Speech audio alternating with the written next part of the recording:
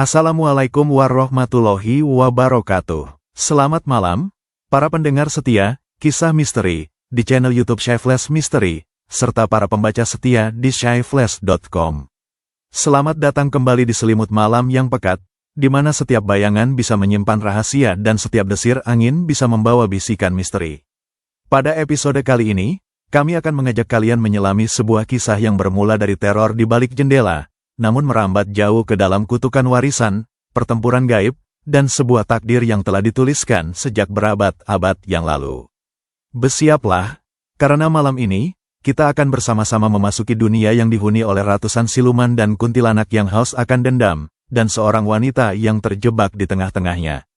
Hujan tak kenal ampun mengguyur kota, airnya memukuli atap seng dan aspal dengan ritme monoton yang terdengar seperti ratapan tanpa henti. Di dalam sebuah kamar yang terasa semakin pengap dan lembab, Siti Nurjanah termenung di tepi tempat tidur. Matanya yang sayu menatap dinding, seolah mencari sesuatu yang tidak ada di sana. Pipinya masih membekas memar, lukisan ungu kejam dari pukulan yang ia terima dari suaminya beberapa hari lalu. Suara hujan yang seharusnya menenangkan justru memicu setiap saraf di tubuhnya untuk berada dalam siaga penuh. Ada sesuatu yang salah, sebuah intuisi gelap yang merayap di balik tengkuknya. Dingin yang menusuk tulang mulai merembus masuk, bukan dari jendela atau ventilasi, melainkan dari dalam dirinya sendiri. Siti menarik selimut hingga menutupi dagunya, sebuah usaha sia-sia untuk mengusir rasa tidak enak yang semakin menjadi. Jam dinding di dinding menunjukkan pukul 2.47, sebuah angka yang terasa sial.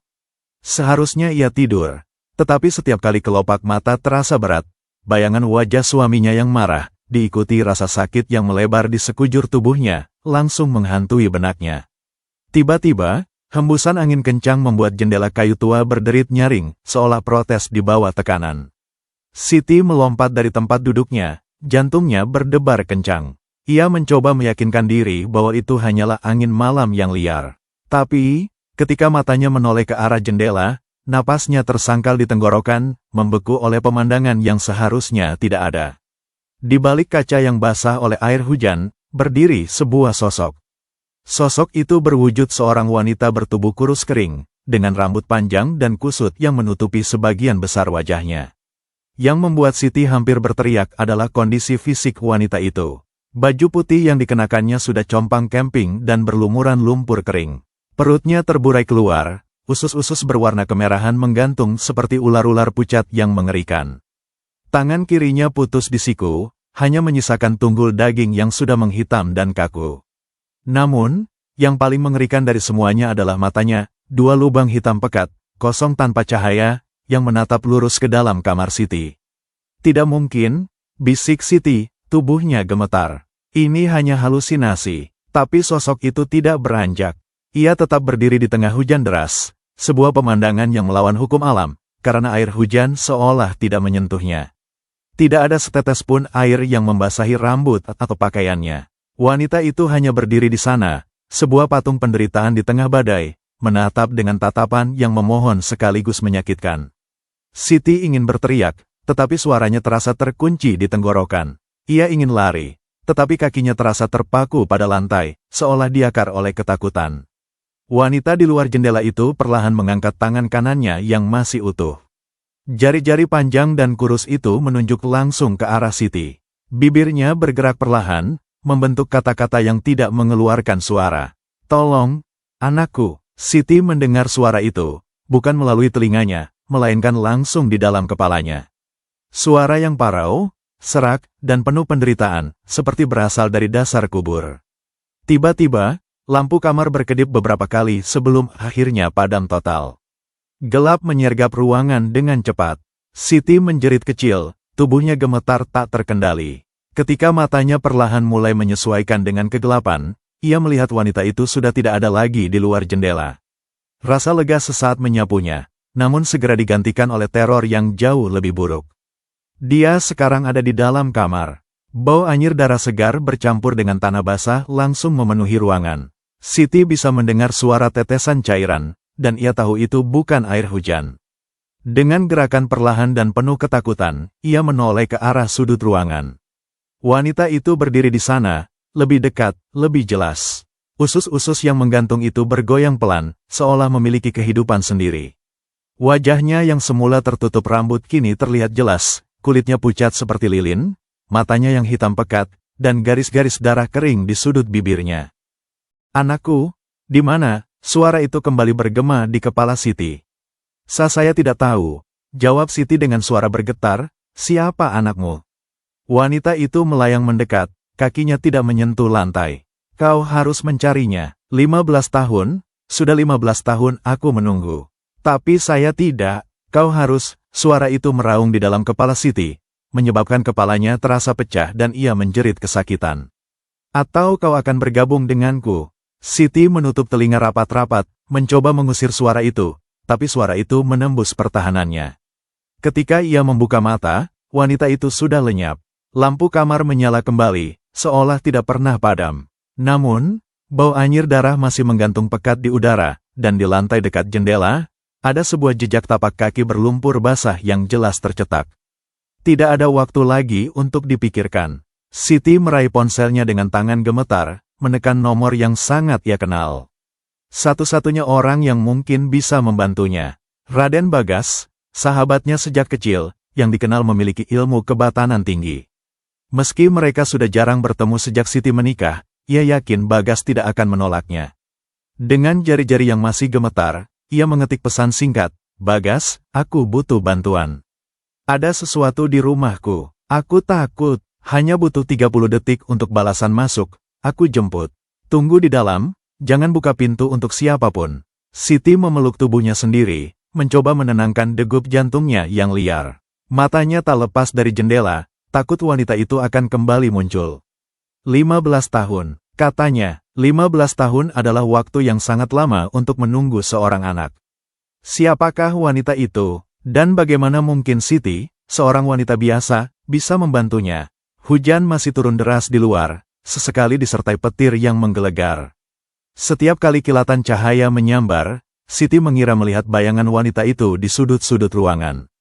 Ia mulai meragukan kewarasannya sendiri. Mungkin ini semua hanya akibat stres dan trauma berat yang dialaminya. Mungkin suaminya benar, ia mungkin sudah gila. Tapi jejak lumpur di lantai itu nyata. Bau darah itu nyata. Terdengar suara klakson mobil dari luar, sebuah suara yang menjadi penolong di tengah keputusasaan. Siti melompat, dan dari balik tirai, ia melihat mobil jeep tua milik Bagas terparkir di depan rumah. Tanpa pikir panjang lagi, Siti meraih tas kecilnya dan berlari keluar kamar, melewati ruang tamu yang gelap, menuju pintu depan. Tepat saat ia akan mencapai pintu, tangan yang dingin seperti es menyentuh bahunya. Siti berbalik dengan cepat, jantungnya nyaris copot. Tidak ada siapapun di belakangnya. Namun, sentuhan itu terasa sangat nyata, dengan tekanan jari-jari yang jelas. Ia tidak bisa menahannya lagi. Siti membuka pintu dan berlari sekuat tenaga, menerobos hujan deras menuju mobil Bagas. Pintu mobil penumpang terbuka tepat saat ia mendekat. "Masuk cepat," kata Bagas, suaranya tenang namun matanya waspada memindai area sekitar rumah Siti. Siti melompat masuk, menarik pintu dengan keras. Saat pintu tertutup, ia merasa sedikit lebih aman, meskipun rasa takut masih menggelayuti jiwa. "Terima kasih sudah datang," katanya, napasnya masih tersengal-sengal. Bagas tidak langsung menjawab, matanya tajam menatap ke arah rumah Siti. "Sudah berapa lama?" "Sejak tadi malam, tapi yang seperti tadi, baru pertama kali." Siti menggigil, bukan hanya karena basah kuyup. "Dia di sana, Bagas. Di dalam rumahku." Bagas menghela napas panjang. "Aku bisa merasakan energinya dari sini. Itu kuat sekali. Bukan arwah biasa." "Arwah?" tanya Siti. "Jadi itu benar-benar?" "Ya, dan dia sudah membentuk ikatan denganmu," kata Bagas, menyalakan mobil dan mulai menjauh dari rumah Siti. "Kita tidak bisa ke rumahku. Energinya akan ikut. Aku tahu tempat yang aman." "Bagas, apa yang terjadi? Siapa wanita itu? Kenapa dia mendatangiku?" Pertanyaan-pertanyaan itu meluncur deras dari mulut Siti. Bagas tetap diam sejenak, fokus pada jalan yang licin dan gelap. "Dia korban tabrak lari, 15 tahun yang lalu. Aku ada di sana saat itu." Siti menatapnya, tak percaya. "Kau kenal dia?" "Tidak, tapi aku yang mengeluarkan bayinya dari kandungannya sebelum dia meninggal." kata Bagas, suaranya rendah dan berat. Wanita itu sudah sekarat, tapi dia terus berusaha melindungi perutnya. Aku tidak punya pilihan lain. Bayi itu masih hidup, meski sangat lemah. Lalu apa yang terjadi pada bayi itu? Bagas menggeleng pelan. Aku serahkan ke rumah sakit. Tapi besoknya, ketika aku kembali menanyakan, mereka bilang bayi itu sudah dibawa oleh keluarganya. Aku mencoba melacaknya, tapi tidak ada jejak sama sekali. Seperti menghilang begitu saja. Mobil melaju melalui jalan sepi, meninggalkan permukiman padat penduduk menuju area yang lebih terpencil. Hujan mulai reda, berubah menjadi gerimis, dan kabut tipis mulai turun, mengurangi jarak pandang. Kenapa dia datang padaku sekarang? Tanya Siti lagi. Karena dia merasa kau bisa membantunya menemukan anaknya, kata Bagas, melirik Siti. Arwah penasaran seperti itu punya cara sendiri untuk merasakan energi orang. Dia tahu kau sedang dalam keadaan rentan, mudah dipengaruhi. Dan mungkin juga, Bagas ragu sejenak, mungkin ada hubungan lain, sesuatu yang tidak kita ketahui. Siti bersandar di kursi, mencerna semua informasi ini. Korban tabrak lari, bayi yang hilang, arwah penasaran. Ini seperti cerita horor yang mustahil terjadi di kehidupan nyata, tapi ia baru saja mengalaminya sendiri. Bagaimana kita bisa menemukan anak yang hilang selama 15 tahun? Tanyanya putus asa. Kita harus mulai dari awal, kata Bagas, berbelok ke sebuah jalan kecil yang dipenuhi pepohonan rimbun. Tempat yang akan kita tuju adalah milik seorang teman. Dia ahli dalam hal-hal seperti ini. Tapi pertama-tama, kita harus melindungimu. Arwah itu sudah membentuk ikatan denganmu. Jika tidak kita putuskan, dia akan terus mengikutimu, dan semakin lama, pengaruhnya akan semakin kuat. Siti merasakan dingin kembali menyergap, meski heater di dalam mobil sudah menyala. Ia menoleh ke jendela belakang, dan untuk sesaat, di antara kabut dan hujan, ia melihat sebuah bayangan. Seorang wanita berdiri di tengah jalan, menatap mobil mereka yang menjauh. Wanita dengan perut terburai dan satu tangan putus. Dan Siti tahu, ini baru awal dari teror yang akan mengubah hidupnya selamanya. Rumah yang dituju Bagas ternyata sebuah pondok kayu tua yang tersembunyi di balik rimbunnya hutan kecil di pinggir kota. Bangunannya sederhana namun terawat baik, dengan taman yang dipenuhi tanaman herbal dan bunga-bunga aneh yang belum pernah Siti lihat sebelumnya. Meski sudah larut malam, lampu di beranda masih menyala, menerangi sosok tua yang duduk tenang di kursi goyang. Pak Dalang, sapa Bagas begitu mereka turun dari mobil. Orang tua itu mengangguk perlahan, matanya yang keriput langsung tertuju pada Siti. Membawa tamu, Bagas, perlu bantuan, Pak. Ini Siti, sahabatku. Pak Dalang bangkit dari kursinya. Tubuhnya sedikit bungkuk, tetapi gerakannya masih lincah. Ia mendekati Siti, mengamatinya dengan tatapan tajam namun tidak menuduh. Dia sudah disentuh. Ya, korban tabrak lari 15 tahun lalu. Yang bayi. Mendengar itu, mata Pak Dalang seolah berbinar, atau mungkin itu hanya pantulan lampu. Masuklah, hujan akan kembali turun sebentar lagi. Di dalam, pondok itu ternyata lebih luas dari yang terlihat dari luar. Ruang tamu dipenuhi dengan buku-buku tua, botol-botol berisi cairan berwarna-warni, dan berbagai benda pusaka yang dipajang rapi. Bau dupa dan kayu cendana yang menenangkan segera memenuhi udara, menciptakan suasana yang kontras dengan kegelisahan yang melanda Siti. Ceritakan dari awal, pinta Pak Dalang setelah mereka duduk di kursi-kursi yang nyaman. Siti mulai bercerita, dari penampakan mengerikan di jendela, suara parau yang terngiang di kepalanya, hingga peringatan bahwa ia harus menemukan anak yang hilang. Pak Dalang mendengarkan dengan serius, sesekali mengangguk atau mengerutkan kening. Selesai, tanyanya setelah Siti selesai bercerita. Ya, itu semua. Pak Dalang menghela napas panjang. Bukan semua. Ada sesuatu yang kau sembunyikan, bahkan dari dirimu sendiri. Apa maksudnya? Mimpi, kata Pak Dalang singkat. Kau bermimpi tentang dia sebelum melihatnya, bukan? Siti terkesiap. Ia memang bermimpi. 3 malam berturut-turut sebelum penampakan itu, ia bermimpi tentang seorang wanita hamil yang berlari di tengah hujan, diterangi oleh lampu mobil yang mendekat dengan cepat. Dalam mimpinya, ia bisa mendengar jeritan, suara benturan yang mengerikan, lalu sunyi. Setiap kali ia terbangun dengan jantung berdebar dan perasaan bersalah yang tidak bisa dijelaskan. Bagaimana kau tahu? Tanyanya pelan. Karena arwah itu sudah mencoba berkomunikasi denganmu melalui mimpi terlebih dahulu, jelas Pak Dalang. Tapi kau tidak menyadarinya, atau mungkin kau pura-pura lupa. Sekarang, dia mengambil cara yang lebih langsung. Bagas menatap Siti. Kau tidak bilang soal mimpi itu. Kupikir itu hanya mimpi buruk biasa, jawab Siti membela diri. Setelah apa yang terjadi dengan suamiku, wajar jika aku bermimpi buruk. Pak Dalang menggeleng. Tidak ada yang kebetulan dalam dunia roh. Mimpi itu adalah pintu pertama. Sekarang, pintunya terbuka lebar. Ia berdiri dan berjalan ke rak buku, mengambil sebuah buku kulit usang. Nama wanita itu Sri Wahyuni. Usianya 22 tahun saat meninggal. Dia sedang hamil tua. Kau kenal dia? Tanya Siti tak percaya. Tidak, tapi aku mencatat setiap kematian tidak wajar di area ini, kata Pak Dalang, membuka buku itu di atas meja. Tabrak lari, tanggal 15 November tahun 2008. Jalan Raya Karanganyar, KM 12. Tidak ada saksi, tidak ada pelaku yang ditemukan. Jenazah dibawa ke RS umum, lalu diklaim keluarga sehari setelahnya. Keluarga, Bagas menyela, itu yang tercatat resmi, kata Pak Dalang. Tapi kenyataannya, ada seorang wanita yang mengaku sebagai saudara Sri Wahyuni, mengambil jenazah dan membawanya untuk dikremasi. Wanita itu juga yang mengambil bayi dari rumah sakit. Siti menarik napasnya. Jadi anaknya masih hidup, kemungkinan besar, tapi diambil oleh orang yang tidak jelas, kata Pak Dalang, menutup buku itu. Dan sejak saat itu, ada energi gelap yang mengikuti kasus ini. Bukan hanya arwah Sri Wahyuni yang penasaran, tapi ada kekuatan lain yang terlibat. Kekuatan apa? Tanya Bagas. Pak Dalang duduk kembali, wajahnya sangat serius. Aku sudah merasakan energi ini sebelumnya. Dingin, licik, penuh tipu daya. Seperti ada yang sengaja menyembunyikan sesuatu tentang kematian Sri Wahyuni dan nasib anaknya. Tiba-tiba, lampu di pondok berkedip. Angin berhembus kencang dari dalam ruangan, meski tidak ada jendela atau pintu yang terbuka.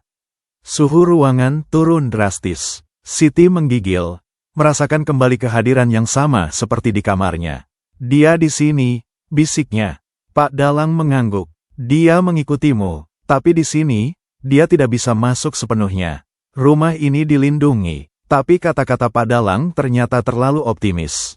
Karena di dinding sebelah barat, mulai muncul noda-noda basah yang membentuk pola, dan perlahan namun jelas, pola itu berubah menjadi siluet seorang wanita dengan perut terbuka.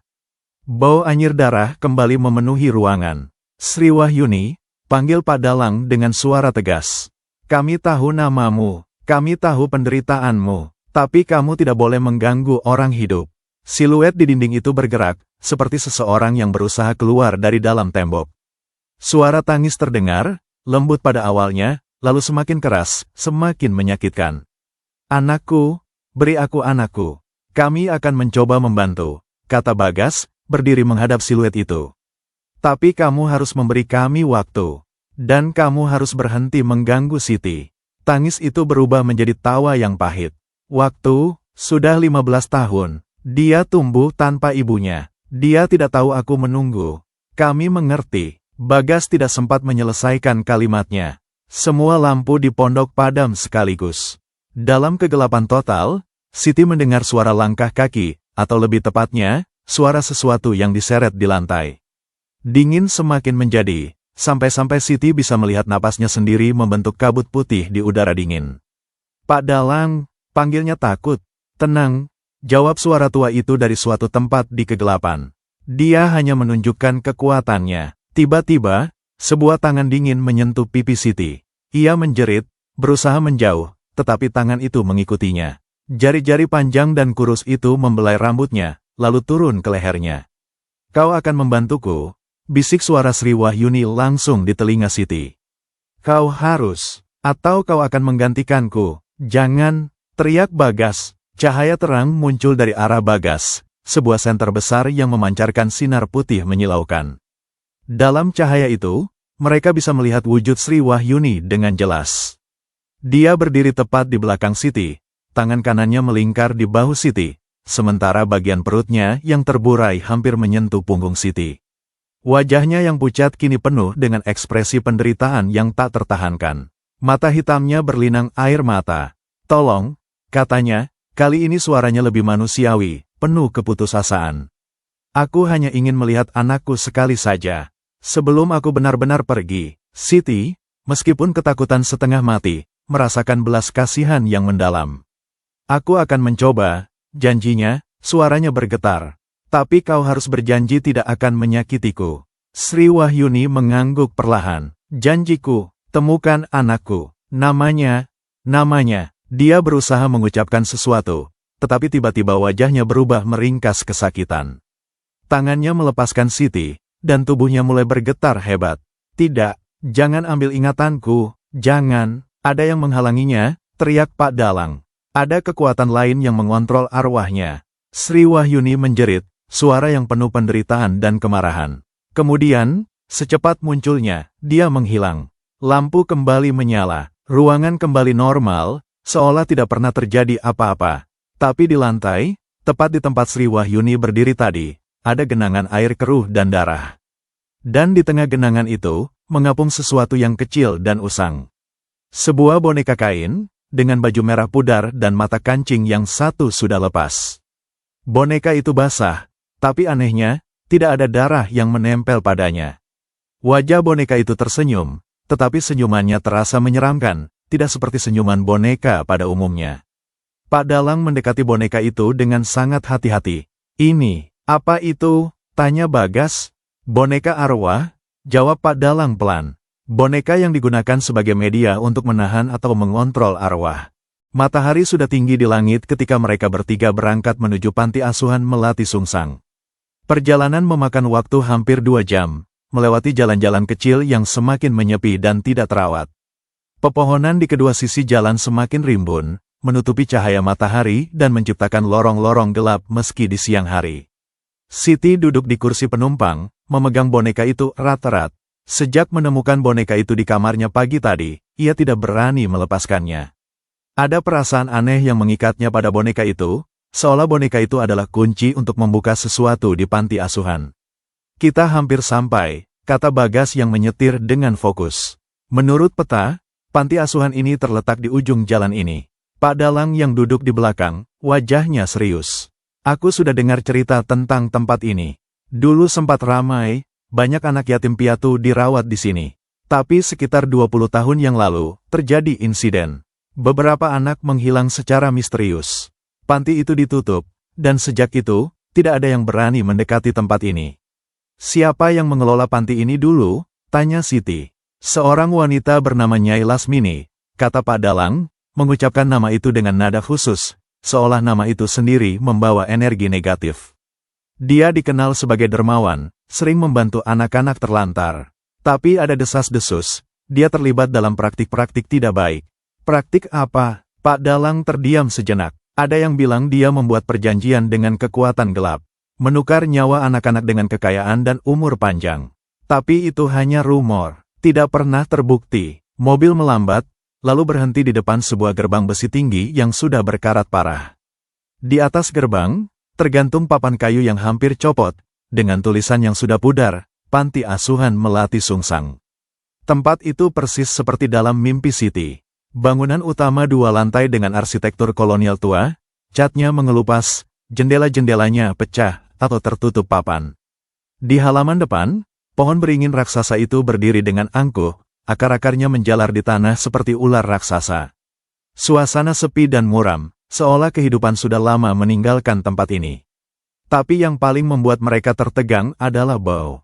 Bau anyir yang kuat, seperti daging busuk yang dicampur dengan darah kering, memenuhi udara meski mereka masih di luar gerbang. Kita tidak bisa masuk dengan sembarangan, kata Pak Dalang, turun dari mobil. Dia mengeluarkan beberapa kantong kecil berisi campuran rempah dan garam, lalu mulai menaburkannya di sekeliling mereka. Perlindungan dasar, tempat ini penuh dengan energi negatif. Bagas mengangguk, juga menyiapkan beberapa jimat dan mantra perlindungan. Siti memperhatikan mereka dengan cemas. Seberapa berbahayanya tempat ini? Lebih berbahaya dari yang bisa kau bayangkan, jawab Pak Dalang singkat.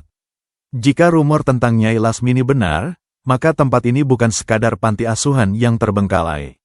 Ini adalah sarang. Sarang apa? Pak Dalang menatapnya. Sarang makhluk halus, siluman, kuntilanak, dan entitas jahat lainnya. Mereka berkumpul di tempat-tempat seperti ini, di mana penderitaan dan kematian pernah terjadi. Gerbang besi itu ternyata tidak terkunci. Dengan sedikit dorongan, gerbang itu terbuka dengan bunyi berderit panjang yang memekakkan telinga. Suara itu seolah membangunkan sesuatu yang telah lama tidur di dalam. Mereka bertiga melangkah masuk, melewati gerbang. Begitu kaki mereka menginjak tanah di dalam kompleks panti, suhu langsung turun drastis. Dingin yang menusuk tulang, berbeda dengan dingin biasa. Ini dingin yang berasal dari dalam bumi, dingin kuburan. Tetap bersama, bisik Bagas pada Siti. Mereka berjalan perlahan menuju bangunan utama. Rumput di halaman tumbuh tinggi, hampir setinggi pinggang. Di beberapa tempat, Siti melihat mainan anak-anak yang sudah rusak, sepeda berkarat, bola kempis, boneka tanpa kepala. Setiap mainan itu seolah menyimpan kenangan menyedihkan, memancarkan energi kesedihan yang hampir bisa dirasakan secara fisik. Tiba-tiba, boneka yang dipegang Siti bergetar. Bukan getaran biasa, tapi getaran seperti ada sesuatu yang hidup di dalamnya. Siti hampir menjatuhkannya, tapi ia bertahan, memegangnya lebih erat. Ada sesuatu, bisiknya. Bagas dan Pak Dalang berhenti, waspada. Mereka berada sekitar 10 meter dari pintu depan bangunan utama. Pintu itu terbuka setengah, gelap di dalamnya. Dari dalam kegelapan itu, terdengar suara. Suara anak-anak tertawa, tapi tawa itu tidak riang. Itu tawa yang datar, tanpa emosi, seperti rekaman yang diputar berulang-ulang. Dan suaranya tidak berasal dari satu arah, seolah datang dari seluruh penjuru bangunan, dari setiap jendela yang pecah, dari setiap celah di dinding. Jangan dengarkan, kata Pak Dalang tegas. Itu tipuan, mereka mencoba menarik perhatian kita. Tapi suara itu semakin keras. Sekarang bukan hanya tawa, tapi juga suara anak-anak bernyanyi. Lagu yang tidak dikenal, dengan lirik yang membuat bulu kuduk berdiri. Di sini kami menunggu. Di sini kami tinggal Ibu Lasmini memberi kami tempat darah untuk minum. Daging untuk makan di sini kami menunggu, selamanya dan selamanya. Siti menutup telinga, tapi suara itu tetap masuk, langsung ke dalam kepalanya. Kita harus keluar dari sini. Tidak bisa, jawab Bagas, wajahnya pucat. Lihat, Siti menoleh ke belakang. Gerbang besi yang tadi mereka lewati sekarang tertutup rapat. Dan di sekeliling gerbang, berdiri puluhan, bahkan mungkin ratusan, bayangan samar. Bentuknya manusia, tapi tidak utuh. Ada yang tanpa kepala, ada yang tubuhnya transparan, ada yang melayang beberapa sentimeter di atas tanah. Mereka dikepung, siluman, bisik Pak Dalang. Mereka sudah menunggu kita. Boneka di tangan Siti bergetar lebih kencang. Tiba-tiba, mata kancing yang masih tertancap pada boneka itu berpendar cahaya merah redup. Dan dari boneka itu, keluar suara wanita, tapi bukan suara Sri Wahyuni. Suara ini lebih tua, lebih licik. Selamat datang, Siti Nurjanah. Kami sudah menunggumu. Siapa kau? Teriak Siti, tidak lagi bisa menahan ketakutan. Yang memberimu petunjuk, yang membawamu ke sini. Suara itu tertawa, tawa yang membuat darah membeku. Sri Wahyuni hanya alat. Kau yang kami tunggu, kau yang kami butuhkan. Bagas menarik lengan Siti. Kita harus masuk ke dalam. Di luar lebih berbahaya, tapi di dalam setidaknya kita punya dinding untuk melindungi punggung kita. Kata Pak Dalang, sudah mengambil langkah pertama menuju pintu. Ikuti aku, dan jangan lepaskan boneka itu, Siti. Itu satu-satunya yang membuat mereka tidak langsung menyerang. Mereka berlari menuju pintu, melewati rumput tinggi yang seolah mencoba menjerat kaki mereka. Suara tawa anak-anak semakin keras, semakin gila. Bayangan-bayangan di sekeliling gerbang mulai bergerak mendekat, tapi anehnya, mereka tidak menyerang. Hanya mengikuti, seperti pengawal yang memastikan tamu tidak melarikan diri. Begitu mereka melompat masuk ke dalam bangunan, Pak Dalang langsung mendorong pintu kayu berat itu tertutup. Suara benturan keras bergema, diikuti suara kunci yang mengunci sendiri. Sekarang mereka terjebak di dalam. Ruangan yang mereka masuki adalah sebuah aula besar. Sekilas, ini seperti aula biasa di panti asuhan, lantai kayu usang, langit-langit tinggi dengan lampu gantung yang penuh sarang laba-laba, beberapa bangku panjang yang berdebu. Tapi yang membuat mereka terdiam adalah dinding-dindingnya. Seluruh dinding dipenuhi dengan gambar. Bukan gambar biasa, ini gambar anak-anak, dilukis dengan cat yang sekarang sudah pudar. Setiap gambar menunjukkan seorang anak dengan ekspresi kosong, mata besar tanpa cahaya. Dan di setiap gambar, anak itu memegang sesuatu, boneka, bola, atau mainan lain. Tapi yang aneh, mainan-mainan itu dilukis dengan detail mengerikan, boneka dengan mata tertusuk, bola dengan pola seperti wajah kesakitan, mobil-mobilan yang dicat dengan warna merah seperti darah. Tuhan, bisik Siti, jangan lihat terlalu lama, peringatkan Pak Dalang. Gambar-gambar ini mengandung mantra. Mereka bisa menarik jiwa, tapi sudah terlambat. Siti sudah terpaku pada satu gambar di sudut ruangan. Gambar seorang anak perempuan sekitar 5 tahun, dengan rambut dikepang 2, memegang boneka yang persis sama dengan boneka di tangannya. Anak itu tersenyum, tapi senyumannya tidak sampai ke matanya. Matanya hitam, kosong, seperti lubang tanpa dasar. Dan tiba-tiba, gambar itu bergerak. Anak dalam gambar itu mengedipkan mata, lalu kepalanya berputar perlahan, menatap langsung ke arah Siti. Bibirnya bergerak. Ibu, bisiknya, suaranya seperti angin berdesir. Aku di sini, di lantai 2, kamar terakhir. Kemudian gambar itu kembali diam, seperti tidak pernah bergerak.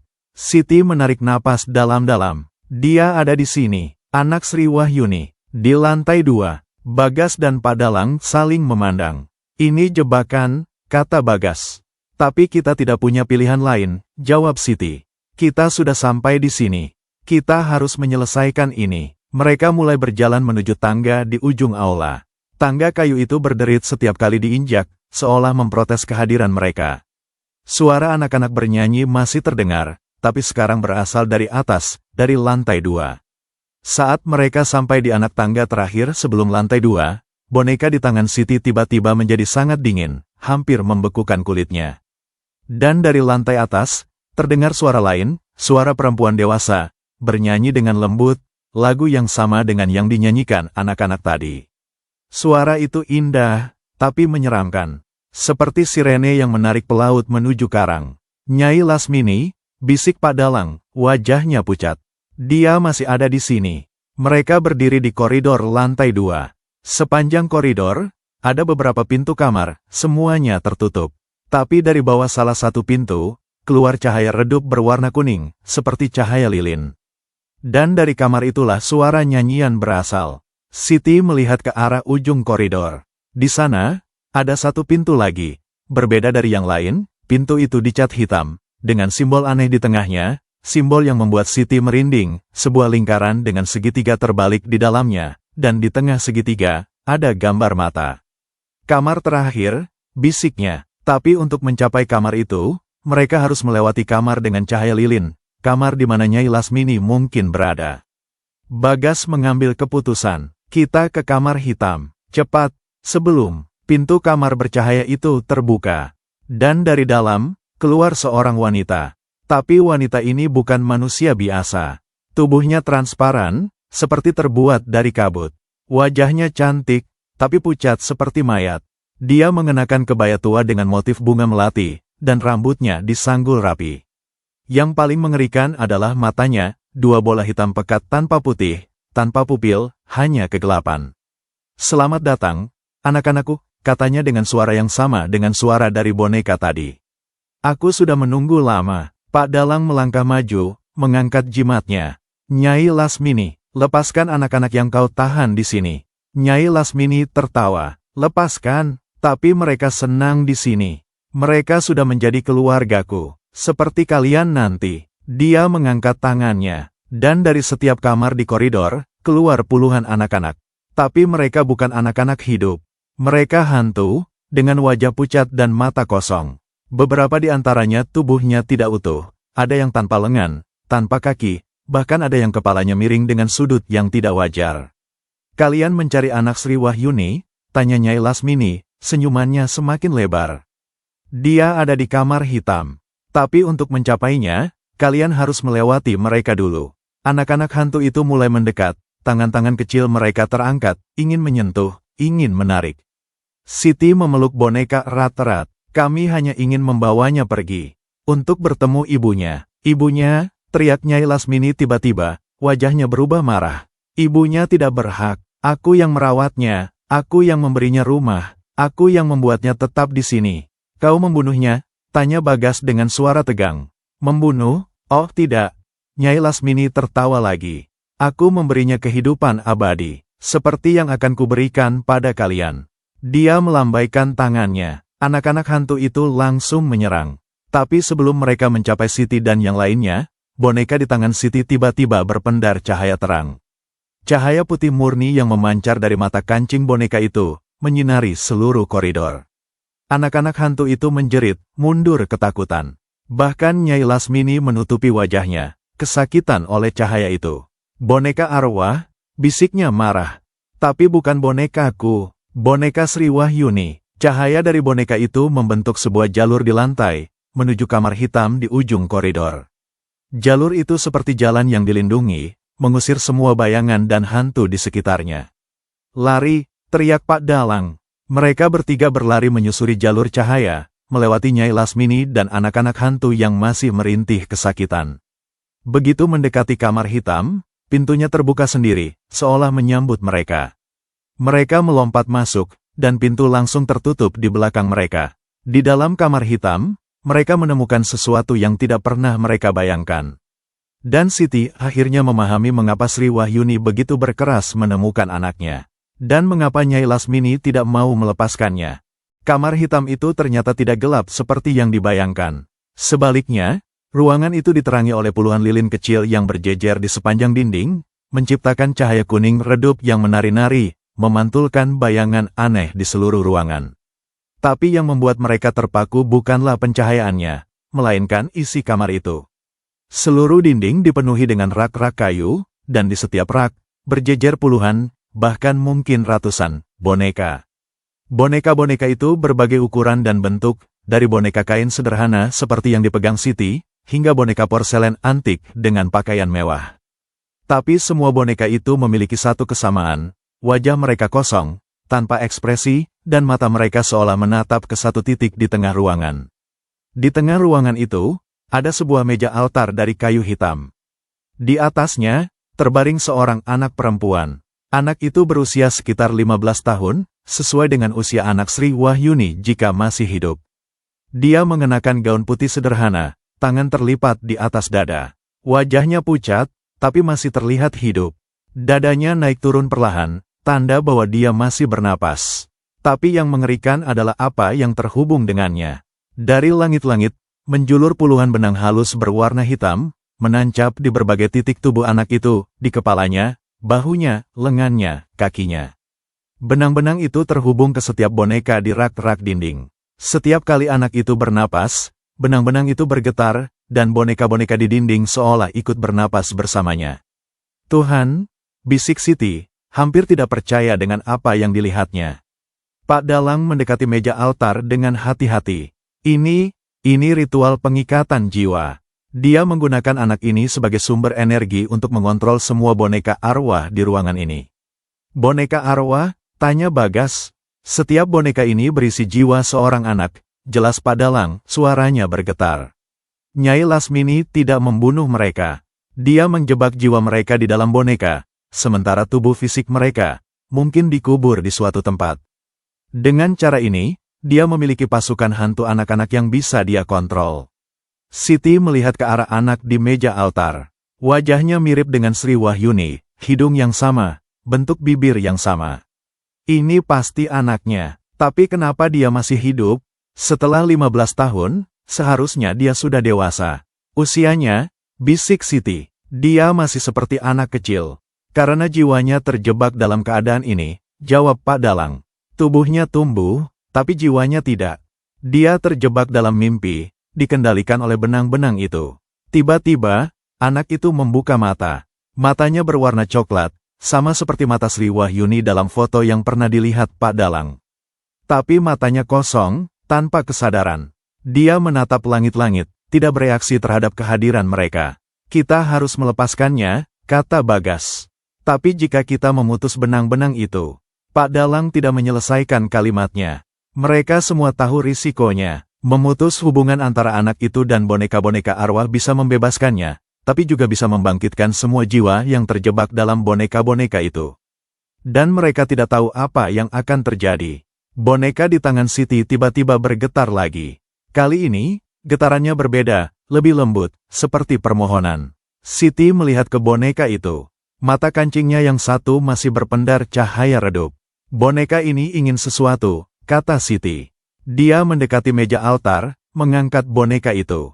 Begitu boneka itu mendekati anak di meja, sesuatu yang luar biasa terjadi. Anak itu menggerakkan kepalanya, perlahan, menatap boneka di tangan Siti. Untuk pertama kalinya, ada ekspresi di wajahnya, ekspresi pengenalan. Boneka, ibu, bisiknya, suaranya parau, seperti tidak pernah digunakan selama bertahun-tahun. Ya, jawab Siti, berusaha menenangkan. Boneka ini dari ibumu. Dia mencarimu, ibu, anak itu mengulangi, dan matanya mulai berlinang air mata. Ibu, menunggu, ya, dia menunggumu, sudah 15 tahun. Anak itu mencoba menggerakkan tangannya, tapi benang-benang hitam itu menahannya. Dia kesakitan, wajahnya meringis. Sakit, benang, sakit. Bagas segera bertindak, kita harus memutus benang-benang ini. Tapi kita butuh ritual untuk melindungi jiwanya. Pak Dalang mengangguk, mulai mengeluarkan berbagai alat dari tasnya, lilin khusus, dupa, minyak, dan sebuah pisau kecil berukiran simbol-simbol kuno. Aku akan membuat lingkaran perlindungan. Bagas, kau bantu aku. Siti, kau pegang boneka itu dekat dengannya. Boneka itu adalah penghubung dengan ibunya. Mungkin bisa membantu menstabilkan jiwanya. Mereka bekerja cepat. Pak Dalang menggambar lingkaran di lantai sekitar meja altar dengan kapur khusus, sementara Bagas menyalakan lilin dan dupa di setiap titik kardinal. Bau dupa yang harum mulai memenuhi ruangan, mengusir bau anyir yang sebelumnya ada. Sementara itu, Siti tetap berdiri di dekat anak itu, memegang boneka Sri Wahyuni. Anak itu terus menatap boneka itu, matanya mulai menunjukkan kesadaran yang semakin jelas. Siapa namamu? Tanya Siti lembut. Melati, jawab anak itu. Nyai, memanggilku Melati. Melati, ulang Siti. Nama yang cantik. Ibumu memberimu nama itu. Anak itu mengangguk pelan. Ibu, suka bunga melati. Dia bilang, aku harum seperti melati. Air mata mulai mengalir di pipi Siti. Ini anak yang seharusnya tumbuh dengan cinta ibunya, bukan terperangkap dalam ritual mengerikan seperti ini. Kita akan membebaskanmu, Melati, janji Siti. Dan kita akan membawamu ke ibumu. Tapi sebelum mereka bisa melanjutkan, pintu kamar tiba-tiba terbanting terbuka. Nyai Lasmini berdiri di sana, wajahnya berubah mengerikan. Tidak lagi cantik dan tenang, sekarang wajahnya seperti topeng kemarahan. Kulitnya retak-retak, menunjukkan cahaya merah di bawahnya. Matanya yang hitam pekat sekarang berpendar cahaya merah darah. Berani kalian, raungnya. Suaranya bukan lagi suara manusia, tapi gabungan dari banyak suara, termasuk suara anak-anak. Berani kalian coba mengambilnya dariku. Dia melayang masuk ke dalam kamar, tetapi begitu menyentuh lingkaran perlindungan yang dibuat Pak Dalang, dia menjerit kesakitan. Asap muncul dari tubuhnya di mana dia menyentuh energi perlindungan. Lingkaran perlindungan tidak akan bertahan lama, teriak Pak Dalang. Bagas, cepat, mulai ritual pemutusan. Bagas mengambil pisau ritual, mulai mendekati benang-benang hitam yang menancap di tubuh Melati. Tapi setiap kali pisau itu mendekati benang, benang itu bergetar keras, dan boneka-boneka di dinding mulai bergerak. Kepala boneka-boneka itu berputar, mata mereka seolah hidup, menatap ke arah Bagas dengan kebencian. Jiwanya terhubung dengan boneka-boneka itu, teriak Pak Dalang. Kita harus memutus semua hubungan sekaligus, atau tidak sama sekali. Tapi ada ratusan boneka di sini, jawab Bagas putus asa. Siti melihat sekeliling ruangan. Benar, ada terlalu banyak boneka. Mereka tidak punya waktu untuk memutus setiap hubungan satu persatu. Tapi kemudian, dia melihat sesuatu. Boneka di tangannya masih berpendar. Dan cahayanya semakin terang, seolah merespons kehadiran Nyai Lasmini. Boneka ini, bisik Siti. Mungkin boneka ini adalah kuncinya. Dia ingat kata-kata Nyai Lasmini tadi, boneka arwah, tapi bukan bonekaku. Boneka Sri Wahyuni. Mungkin boneka Sri Wahyuni dibuat dengan cara berbeda. Mungkin boneka ini bukan untuk menjebak jiwa, tapi untuk melindungi. Siti mendekatkan boneka itu ke tubuh Melati. Melati, pegang boneka ini. Dengan susah payah, karena tangannya masih terikat oleh benang-benang hitam, Melati berhasil meraih boneka itu. Begitu boneka itu menyentuh kulitnya, sesuatu yang luar biasa terjadi. Cahaya putih terang memancar dari boneka itu, menyebar ke seluruh tubuh Melati. Benang-benang hitam yang menancap di tubuhnya mulai bergetar keras, lalu satu persatu, mulai putus. Setiap kali sebuah benang putus, sebuah boneka di dinding jatuh dari raknya, dan dari boneka itu, keluar cahaya kecil berwarna putih keperakan yang melayang di udara. Tidak, jerit Nyai Lasmini, mencoba menerobos lingkaran perlindungan, meski tubuhnya terus terbakar. Jangan lepaskan mereka, mereka milikku, tapi prosesnya tidak bisa dihentikan. Semakin banyak benang yang putus, semakin banyak boneka yang jatuh, semakin banyak cahaya kecil yang melayang di ruangan. Cahaya-cahaya itu berputar-putar, lalu mulai berkumpul di sekitar Melati. Dan dari setiap cahaya, terdengar suara anak-anak, tapi kali ini suara yang riang, bebas. Terima kasih, bisik sebuah suara kecil. Kami bebas, bisik yang lain. Akhirnya kami bisa pergi. Pak Dalang dan Bagas hanya bisa menatap takjub. Ritual yang seharusnya rumit dan berbahaya ternyata terjadi dengan sendirinya, dipicu oleh boneka Sri Wahyuni. Sekarang hanya tersisa satu benang hitam, benang yang menancap di dada Melati, tepat di atas jantungnya. Benang ini lebih tebal dari yang lain, dan warnanya lebih gelap, hampir seperti lubang kegelapan. Benang terakhir, kata Bagas. Tapi ini yang paling berbahaya. Nyai Lasmini tertawa terbahak-bahak, meski tubuhnya terus terbakar. Benang itu adalah hubungan antara dia dan aku. Jika kalian putuskan, dia akan mati. Jiwanya sudah terikat dengan jiwaku selama 15 tahun. Memutusnya berarti membunuhnya. Melati menatap Siti, matanya penuh ketakutan. Aku takut, jangan takut, bisik Siti, memegang tangannya. Ibumu menunggumu, dia sudah menunggu 15 tahun. Kau harus kuat, tapi bagaimana cara memutus benang itu tanpa membunuh Melati? Boneka di tangan Melati tiba-tiba berbicara lagi. Tapi kali ini, suaranya berbeda. Ini suara yang lembut, penuh kasih sayang. Anakku, bisik suara itu.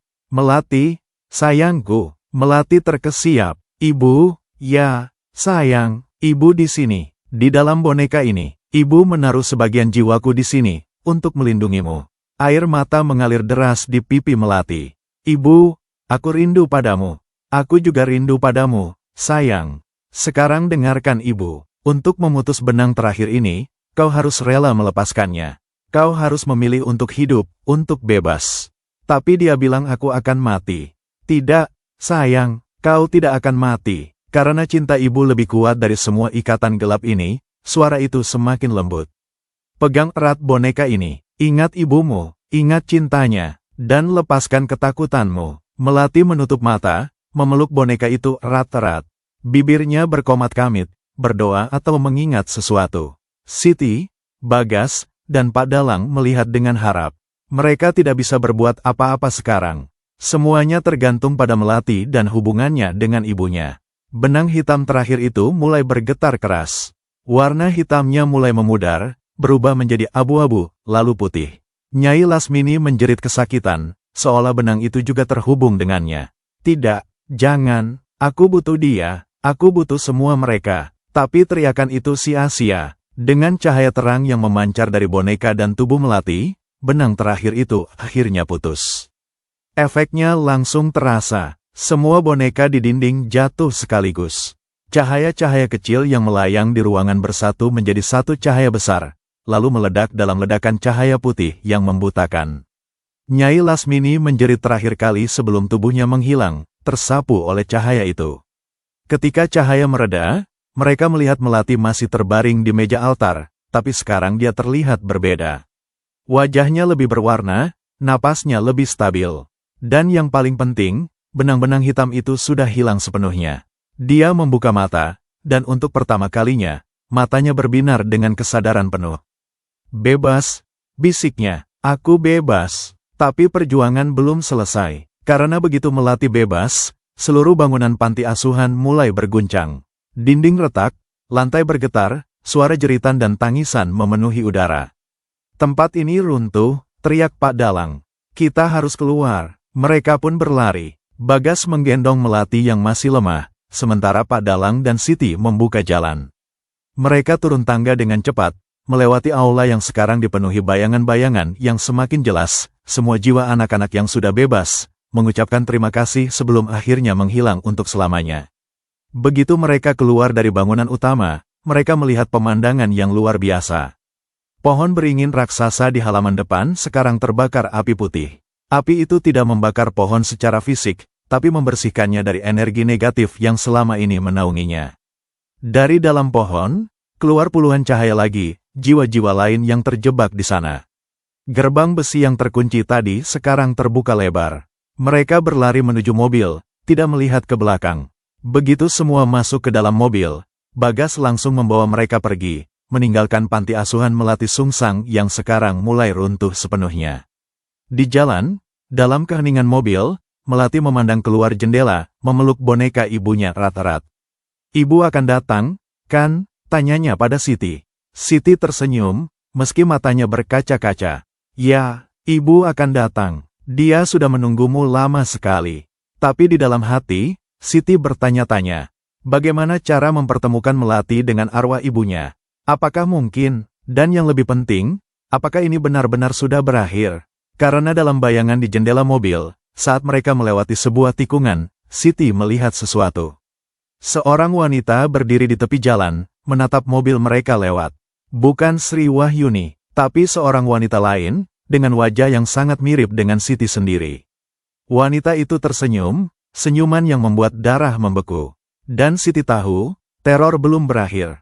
Bahkan, mungkin ini baru awal dari sesuatu yang lebih besar. Mereka kembali ke Pondok Padalang dengan kondisi yang berbeda dari saat berangkat. Melati, meski fisiknya lemah setelah 15 tahun terikat dalam ritual, perlahan-lahan menunjukkan tanda-tanda pemulihan. Yang paling mencolok adalah kesadarannya yang sekarang penuh. Dia bisa berbicara dengan jelas, mengingat masa kecilnya yang singkat sebelum diculik, dan yang paling penting, dia ingat ibunya. Saat itu hujan deras, cerita Melati sambil memeluk boneka pemberian ibunya. "Ibu dan aku sedang berjalan pulang. Sebuah mobil datang dengan cepat. Ibu mendorongku, aku jatuh ke selokan. Lalu ada suara benturan. Dia berhenti, matanya berkaca-kaca. Aku melihat ibu terbaring di jalan. Banyak darah. Aku ingin mendekat, tapi seseorang menarikku dari belakang. Seorang wanita, dia bilang dia akan membawaku ke ibu. Tapi dia membawaku ke tempat itu. Nyai Lasmini," gumam Pak Dalang. Melati mengangguk. Dia bilang ibuku sudah meninggal, dan dia akan merawatku. Tapi kemudian, dia mulai melakukan hal-hal aneh. Upacara-upacara. Dan aku merasa semakin lemah, semakin mengantuk. Sampai akhirnya aku tidak bisa bergerak sama sekali, hanya bisa berbaring di meja itu, bermimpi. "Mimpi apa?" tanya Siti lembut. "Mimpi tentang ibu. Dia selalu ada di mimpiku, menangis, memanggil namaku. Tapi aku tidak bisa menjawab. Aku tidak bisa bergerak," jawab Melati, menatap boneka di tangannya. "Tapi sekarang aku bisa, dan aku ingin bertemu ibuku." "Benarkah arwahnya masih ada?" Pak Dalang dan Bagas saling memandang. Ini pertanyaan yang sulit. Bagaimana menjelaskan pada seorang anak bahwa ibunya sudah menjadi arwah penasaran selama 15 tahun? "Ya," jawab Siti, mengambil alih.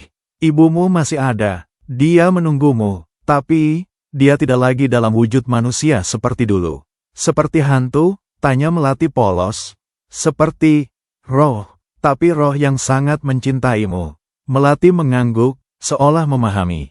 "Aku tidak takut, asal itu ibu." Malam itu, mereka merencanakan ritual untuk mempertemukan Melati dengan arwah Sri Wahyuni. Tapi Pak Dalang memperingatkan bahwa ritual seperti itu berisiko. Arwah penasaran seperti Sri Wahyuni sudah terikat dengan dunia ini karena dendam dan kerinduannya. Jika kita pertemukan mereka, dan kemudian Melati harus melanjutkan hidupnya, bisa jadi Sri Wahyuni tidak mau melepaskannya. "Tapi mereka berhak bertemu," bantah Siti. "Ya, tapi kita harus siap dengan konsekuensinya." Ritual dijadwalkan esok malam. Sementara itu, Siti menghubungi suaminya untuk pertama kalinya sejak kabur.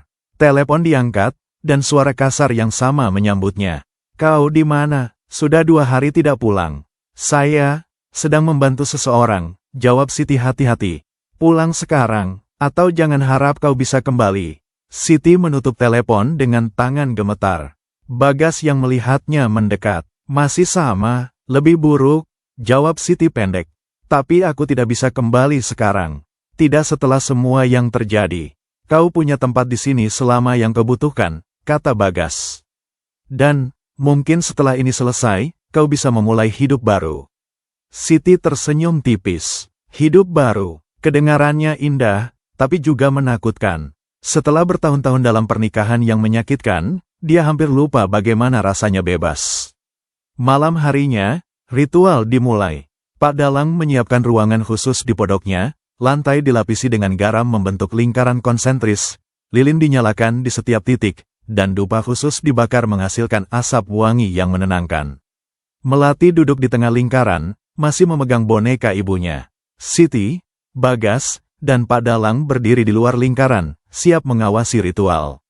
Ritual ini sederhana, jelas Pak Dalang. Kita akan memanggil arwah Sri Wahyuni dengan boneka itu sebagai media. Tapi karena Melati adalah darah dagingnya, panggilan itu akan sangat kuat. Kita harus siap untuk apapun. Dia mulai membaca mantra dalam bahasa Jawa kuno, suaranya rendah namun penuh kekuatan. Asap dupa mulai berputar-putar, membentuk pola aneh di udara. Suhu ruangan turun, meski semua jendela dan pintu tertutup. Boneka di tangan Melati mulai berpendar lagi. Kali ini, cahayanya biru pucat, seperti cahaya bulan. Ibu, panggil Melati lembut. Dan dia datang. Tidak seperti penampakan mengerikan yang dilihat Siti sebelumnya. Kali ini, Sri Wahyuni muncul dalam wujud yang lebih utuh, lebih manusiawi. Masih terlihat pucat dan transparan, tapi perutnya tidak terburai, tangannya tidak putus. Dia mengenakan baju sederhana yang mungkin adalah baju favoritnya saat masih hidup. Wajahnya penuh dengan emosi yang bertentangan, sukacita, kesedihan, kerinduan, dan rasa bersalah. Melati, bisiknya, suaranya seperti angin berdesir. Anakku. Ibu, teriak Melati, berusaha berdiri, tapi Pak Dalang memberi isyarat agar dia tetap duduk. Jangan keluar dari lingkaran, peringatkannya. Pertemuan ini hanya bisa terjadi dalam lingkaran perlindungan. Sri Wahyuni mendekat, tapi dia juga tidak bisa masuk lingkaran. Dia berhenti di tepinya, menatap putrinya dengan mata penuh air mata. Kau sudah besar, cantik sekali. Kenapa ibu pergi? Kenapa meninggalkan aku? Bukan keinginan ibu, sayang. Sri Wahyuni mengulurkan tangan, meski tidak bisa menyentuh. Ibu mencoba melindungmu, tapi ibu gagal. Bukan salah ibu, bisik Melati. Ibu menyelamatkan aku. Ibu mendorong aku ke selokan. Sri Wahyuni tersenyum sedih. Dan itu pilihan terbaik yang pernah ibu buat. Karena kau selamat, mereka berbicara lama. Melati menceritakan semua yang dialaminya, meski dengan terbata-bata karena emosi. Sri Wahyuni mendengarkan, sesekali mengangguk, air mata mengalir di pipinya yang transparan. Siti, yang menyaksikan dari luar, tidak bisa menahan air matanya sendiri. Ini pertemuan yang seharusnya terjadi 15 tahun lalu. Seorang ibu dan anak yang dipisahkan oleh kematian yang kejam dan niat jahat seorang wanita. Setelah sekitar setengah jam, Sri Wahyuni menatap Pak Dalang. Waktuku hampir habis. Aku bisa merasakan panggilan untuk pergi. Kemana? Tanya Melati panik. Ke tempat yang seharusnya, sayang. Selama ini aku tertahan karena ingin bertemu denganmu. Sekarang sudah, aku bisa pergi. Tapi aku tidak mau ibu pergi. Sayang, ibu juga tidak mau. Tapi ini yang terbaik. Sri Wahyuni tersenyum, meski air matanya terus mengalir. Kau harus hidup, untuk ibu. Jalani hidup yang tidak sempat ibu jalani. Temukan kebahagiaan. Tidak bisa tanpa ibu. Sri Wahyuni melihat ke arah Siti. Dia akan membantumu. Ibu bisa merasakannya, dia orang baik. Dan dia memiliki hubungan khusus dengan kita. Siti terkesiap. Hubungan khusus? Sri Wahyuni mengangguk. Wajahmu, ibu pernah melihat wajah seperti itu. Dalam mimpi-mimpi yang diberikan Nyai Lasmini padaku. Seorang wanita cantik, dengan tatapan sedih. Dia bilang, dia akan datang. Dan dia akan membawa keadilan. Siti merinding. Wanita di tepi jalan. Wanita yang wajahnya mirip dengannya. Siapa dia? Tanyanya. Ratu mereka. Yang pertama. Yang dikhianati. Sri Wahyuni mulai memudar. Hati-hati, Siti. Mereka belum selesai denganmu. Atau dengan Melati. Ibu, jangan pergi, teriak Melati. Selamat tinggal, sayang. Ibu mencintaimu selamanya. Dan dengan itu, Sri Wahyuni menghilang sepenuhnya. Boneka di tangan Melati berhenti berpendar, kembali menjadi boneka kain biasa. Melati menangis histeris, dan Siti segera masuk ke lingkaran, memeluknya erat. Dia mencintaimu, dia selalu mencintaimu, tapi dia pergi. Dia pergi karena dia tahu kau akan baik-baik saja. Dan dia benar, kau akan baik-baik saja. Karena kau punya kami. Malam itu, Melati tidur di kamar Siti, masih memeluk boneka ibunya. Siti duduk di sampingnya, memperhatikan wajah gadis muda itu yang akhirnya damai dalam tidurnya. Untuk pertama kalinya dalam 15 tahun, Melati tidur tanpa mimpi buruk, tanpa ikatan, tanpa rasa takut. Tapi kata-kata Sri Wahyuni masih bergema di kepala Siti. Mereka belum selesai denganmu. Siapa mereka? Dan siapa wanita yang wajahnya mirip dengannya? Keesokan harinya, ketika fajar menyingsing, Siti menemukan jawaban pertama. Sebuah paket kecil ada di depan pintu pondok. Tidak ada alamat pengirim, tidak ada nama. Hanya sebuah kotak kayu sederhana. Dengan hati-hati, Siti membukanya. Di dalam, ada sebuah cermin perak antik. Dan ketika Siti melihat ke dalam cermin itu, dia tidak melihat bayangannya sendiri. Yang dia lihat adalah seorang wanita lain, dengan pakaian kerajaan Jawa kuno, mahkota emas di kepala, dan tatapan sedih yang dalam. Wanita itu membuka mulut, dan dari cermin, keluar suaranya. Saudariku, akhirnya kita bertemu. Dan Siti tahu, hidupnya tidak akan pernah sama lagi. Dunia di sekitar Siti seolah berputar, menjadi kabur. Wajahnya sendiri di cermin perak itu tampak seperti milik orang lain. Tidak mungkin, bisiknya dalam hati. Ini hanya mimpi, sebuah halusinasi yang diciptakan oleh kelelahan dan kelelahan. Tapi dingin yang menusuk tulang yang merayap dari cermin itu terasa terlalu nyata. Bau anyir darah kembali muncul, memenuhi ruangan, sebuah pengingat mengerikan dari malam-malam yang lalu. Tiba-tiba, bayangan wanita di dalam cermin itu bergerak. Tangan di dalam cermin itu terangkat perlahan, jari-jari kurus yang pucat itu seolah ingin menyentuh wajah Siti. Siti terdorong beberapa langkah ke belakang, hampir menjatuhkan cermin itu. Tapi ia tidak bisa melepaskannya. Seolah ada kekuatan tak terlihat yang mengikatnya pada benda itu. Saudariku, kata suara dari dalam cermin, suara yang lembut namun membawa beban berat. Akhirnya kita bertemu. Siapa? Siapa kau? Lantun Siti, suaranya tercekat oleh ketakutan. Wanita itu tersenyum, senyuman yang tidak membawa kehangatan, melainkan kesedihan purba. Aku Dewi Maheswari, istri pertama Raden Nagageni. Dan kau adalah reinkarnasiku. Kata-kata itu seperti petir yang menyambar pikiran Siti. Reinkarnasi, ini tidak mungkin. Tapi semua kejadian aneh yang dialaminya mulai tersambung dengan jelas. Kutukan ini belum berakhir, lanjut Dewi Maheswari, suaranya sekarang terdengar lebih dalam dan lebih gelap. Bahkan, bisa dikata baru saja dimulai. Nyai Seruni, wanita yang meracuniku, masih hidup. Dan dia sedang mencarimu, mencari semua keturunanku. Saat nama Nyai Seruni disebut, suhu ruangan turun drastis.